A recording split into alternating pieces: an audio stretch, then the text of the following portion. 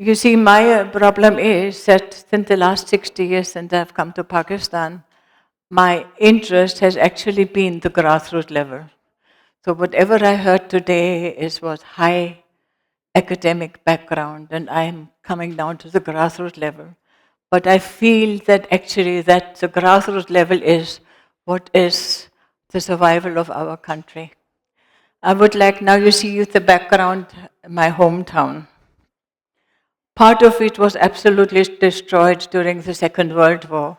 And it was towards the end of the Second World War that the elders in our community decided that they had to take us children away from the ruins of the town and involve us in afforestation.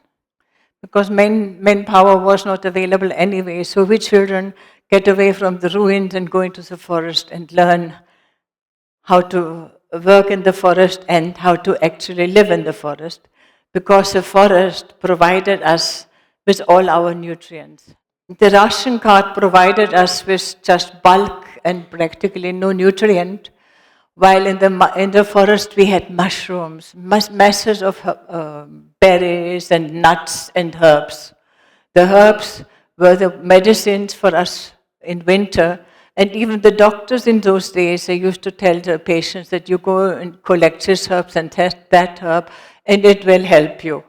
Well, considering I was never ill personally, because we had the forest to strengthen us. Now, when I came to Pakistan, I was really disturbed when I discovered that here the children were never taught the value of the indigenous herbs and plants. Nowhere did I hear anybody, except some of the elder generations, they used to say, yes, we use this and that, but now the medicines, the doctor's prescriptions were more important than the herbs. Well, after about 10 years in Pakistan, I learned to visit a forest. And the opportunity was given when my husband moved towards Swat. There, we went right to the end of the Swat Valley, and I came across Cabral, and I think paradise couldn't have been more beautiful. It was a dream, unbelievable. There were the dense forests from three sides surrounding the valley, and from the center, the sparkling clear water gushed over rocks, rounded rocks and stones, and the meadows were full of flowers. What a land to breathe in. Oh, it was something, which really revived one's spiritual equilibrium. Well, 26 years later, an opportunity was given to visit that area under the greening of Pakistan, which was initiated by the government then, and absolute shock. The whole area looked like a ghetto, except that behind these fences, no human being was there, but the people were taught how to keep the nematodes away from the adjoining fields. Can you believe it? You have wooden fences and gaps in between, and it should protect the nematodes from entering the next field. It was absolutely shocking. And these people have been taught that the soil from the adjoining forests, which turned out to be a hawthorn forest, they have to remove the soil and mix it with the agricultural land. Well, so exposed roots soon fell to the axe of the firewood. So those forests are non-existing. And this, I'm sorry, I think this is part of Cabral today. I can't see any forest coming down to the foot of the meadow. Can you? My eyesight must be really poor now. But this is what we have done to our immediate nature, and automatically the microclimate is also affected by it. We talk about global climate changes, but what are we doing to our microclimate? Well, another experience which I had was in the mid-80s when I was running an income generating program for the Afghan women in one of the refugee camps in Balochistan. It was called Surkhab Valley. And Surkhab was one of those extensive, what is it called? Extensive forests of that areas. And the partridge hunters from Karachi and down south used to come there for their periodic hunting. And there, when the refugees settled, also funds were provided for fuel. That was never given to them, and the whole forest vanished. And here you can see where now you have the huts of the Afghan refugee population, you have nothing but desert. Well, as I had started this project, I decided during the plantation season to bring saplings to the women who were involved with my project, and I decided that each woman should plant 2 trees. My husband and all his friends, they were laughing at me, making fun of me, saying, you, the Afghans, are cutting trees, you're going to make an absolute fool of yourself. But nevertheless, I drove off into the camp, and what happened? I was mobbed. I was literally mobbed. Everybody wanted to have a sapling. They said, we are farmers, we want to plant trees, but there are no saplings available. So I promised them that I will come again the next day. And I think today, the trees, which probably here you see them planting one of those trees, and here's I explained that the soil in that site was not good enough, and they had to bring the soil from another hill to allow this tree to grow. So this is how committed they were. So these trees are standing still today. Well, my activity in social work started in the late 60s, and it focused on upgrading traditional handicrafts of Pakistan. One of the main interests was in the Saraiki belt of Punjab, where our block printers and Sundari ki dupattas are coming from. And it came to my notice that highly toxic dyes were being used by the women. So I wanted to reintroduce vegetable dyeing. And vegetable dyes need a lot of fuel because everything has to be boiled continuously.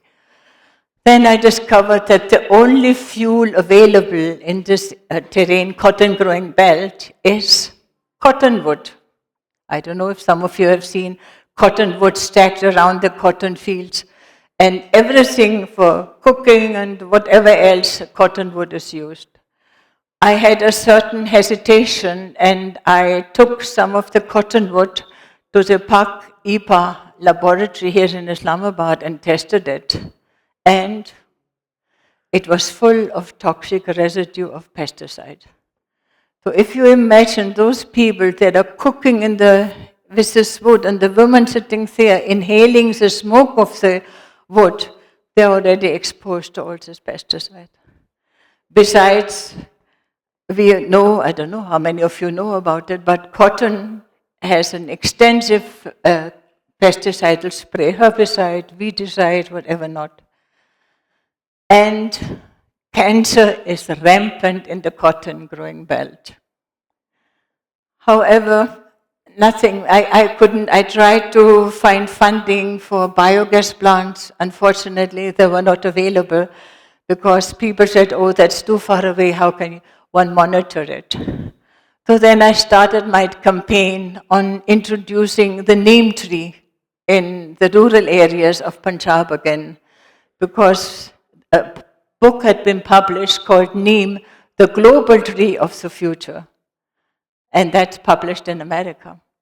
And here we actually were cutting the neem tree. And I don't know if any one of you know that the neem seed is the only pesticide known to not destroy insect predators. So a ladybird, if it's being sprayed with neem pesticide, its reproductive cells are not damaged. However, an insect pest, its reproductive cells will be neutralized. So this is what the neem tree, and today in America, massive plantation of neem is undergoing, and you look on internet under Neem America, you will find it.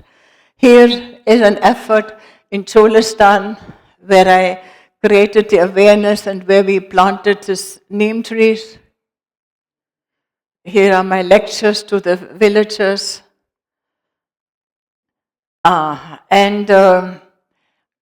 You are aware by now that our agricultural land today lacks organic matter. Are you?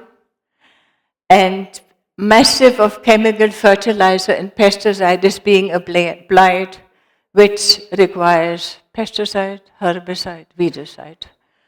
And added to it is that our irrigation water has all the human or domestic wastewater and industrial waste flowing in it also. So all this is adding to the contamination. So our soil, our groundwater, everything is in such a miserable condition.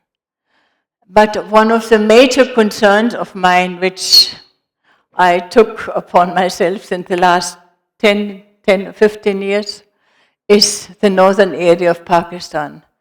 As we've been hearing today, it is a watershed for all our intricate irrigation system. And you look at this picture, for instance. You can see the holes in the rock. These are the remnants of uncontrolled dynamiting when the Karakoram highway was built. You see the cracks on the side. And this is a site which the previous photograph we had taken in 2001, and that is in Khyber.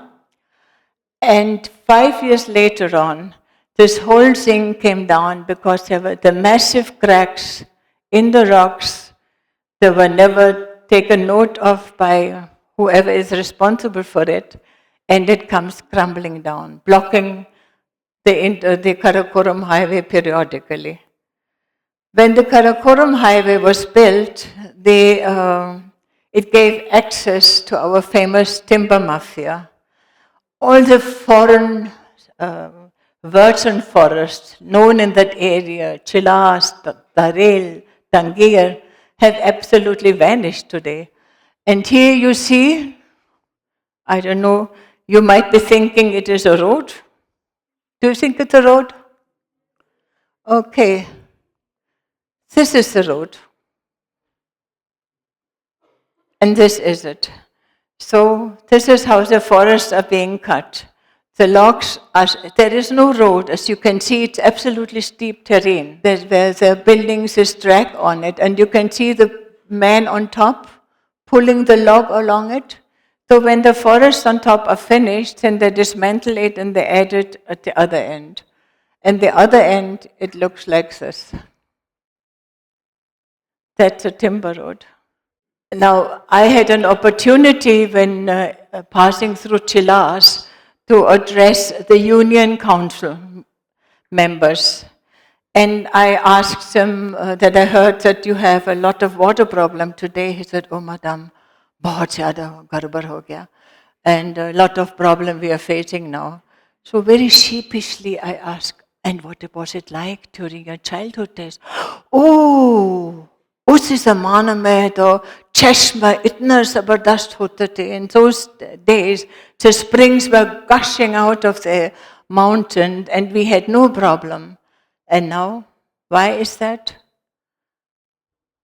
And then they kept quiet because suddenly it hit them that they said the wrong thing, that it was actually deforestation that has caused all the water crisis in that area.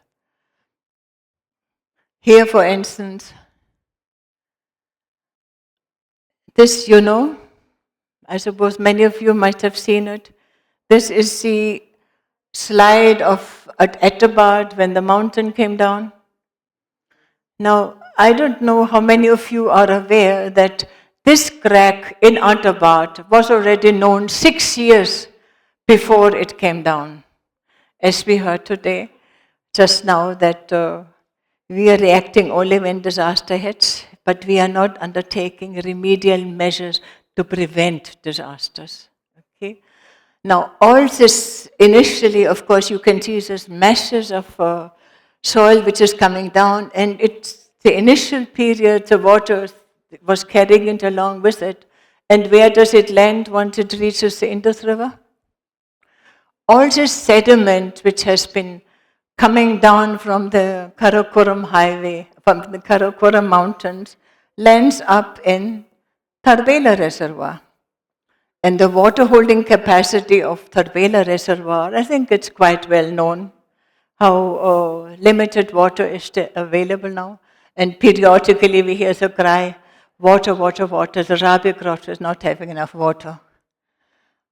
In this case, I think Switzerland, Austria, even my part of Bavaria could have guided the government, or even I think the Japanese did right, guided the government in the remedial measures. Now that part of the world has amazing natural resources, and one plant up there is called sea buckthorn.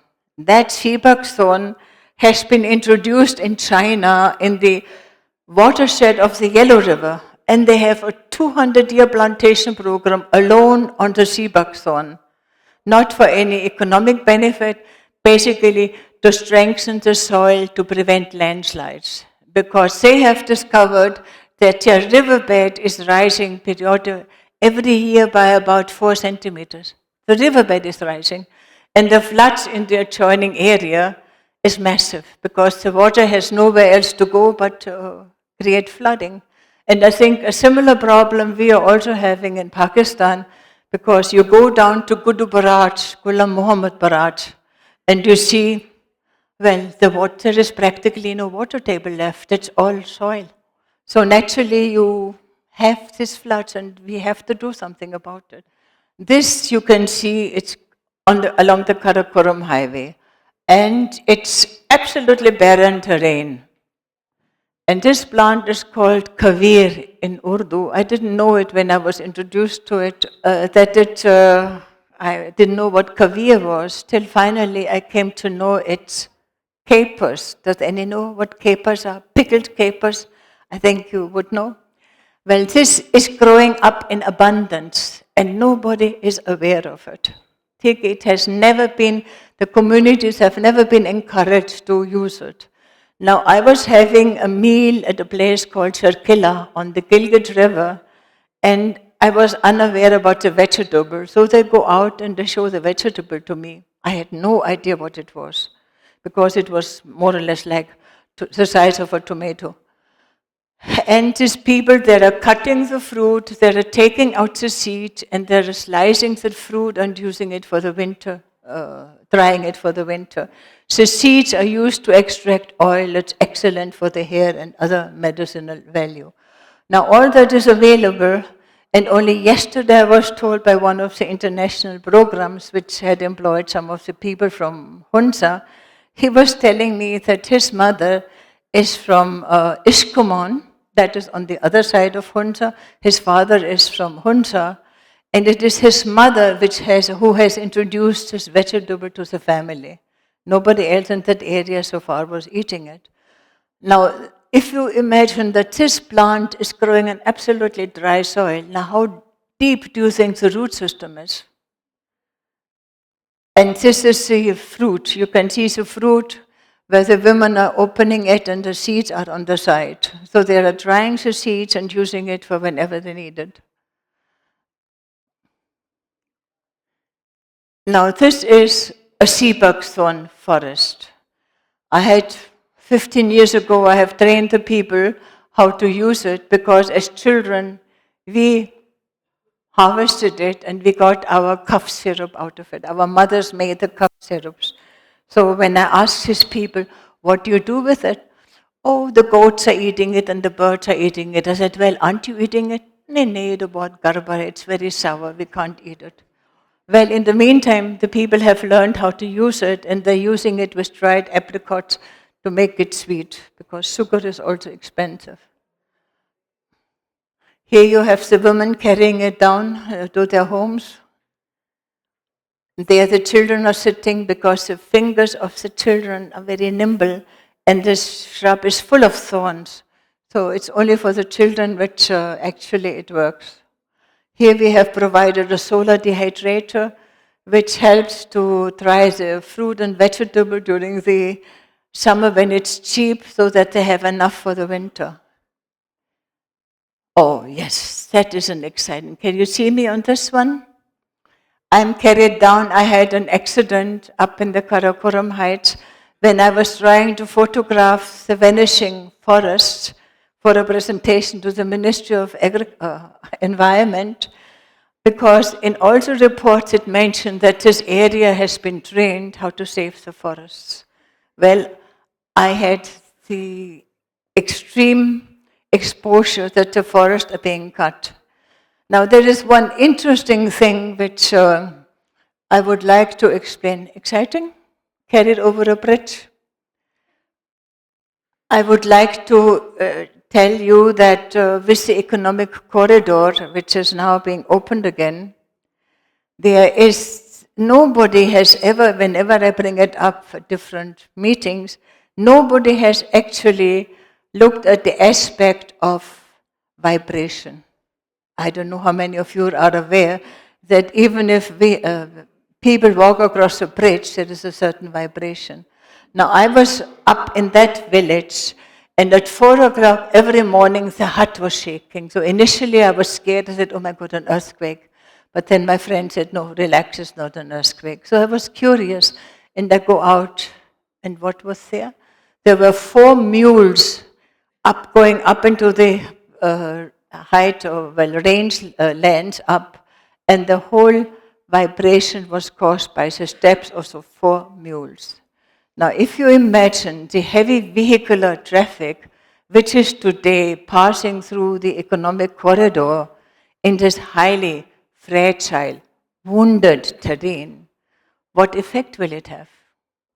However, if any efforts were undertaken to rehabilitate this barren mountain terrain, well, here I'm drawing, I have a book from Bavaria on herbs, and I was showing it to these people that these are the herbs which actually you should use, because you can even develop a cottage industry on it. Oh, here are my school children. Here I'm giving a lecture on sea buckthorn, and we had a video of it also, and it caused a lot of excitement. In the process of it, in this school, the men, the fathers of the children, the fathers of the children told me that, oh, madam, above the school there is a huge plateau that is in Rakapushifu, Gulmet. Above the school is a huge plateau with lots of sea buckthorn, and we have cut it, and we have planted potatoes. So I said, beautiful, beautiful.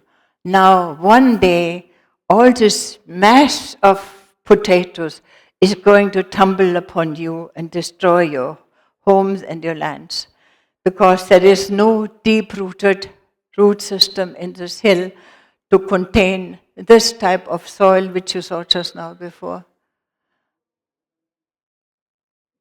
Well, here you see the plants growing on the side. When I was carried down, I saw it all along me because the goats don't graze it. It's called Artemisia absentium.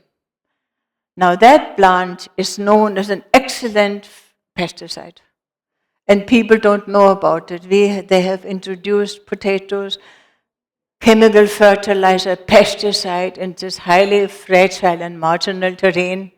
And today, it might surprise you, the land is coming down because of wrong agricultural practices. Recently, it came to the notice of the public that massive cracks have appeared on the mountains along the Hunza River, one just 15 kilometers before Abbottabad. And the likelihood is that this place has come sliding down in near future, because there are about 400 houses above, and in that area also potato plants have been initiated scrub wood had been cut, as had been forests. Okay, so as there is nothing to hold the soil. Here, you look at it. It's a crack in the mountain. Okay, in the previous one you have above Sassi, down there it's a Karakoram highway. And when this thing comes down, the whole thing above it will also come. Now this is one of the easiest cracks, but the other cracks in Meacha and Pika are absolutely disastrous. However, remedial measures can be undertaken, but unfortunately, as we were told previously, we wait till disaster strikes. And I think this is one of the most important areas for Pakistan because it's a watershed of your whole river system. And this is something which we need to save. And there are still possible ideas, and especially if you use the children to start revegetating their samlad land, because I remember it, how we as children participating in tree plantation, our soil didn't need to be re-nurtured because there was sufficient humus in the soil. But this land is dry, absolutely dry. All the nutrients have been washed down, and it needs to be nurtured back into carrying capacity.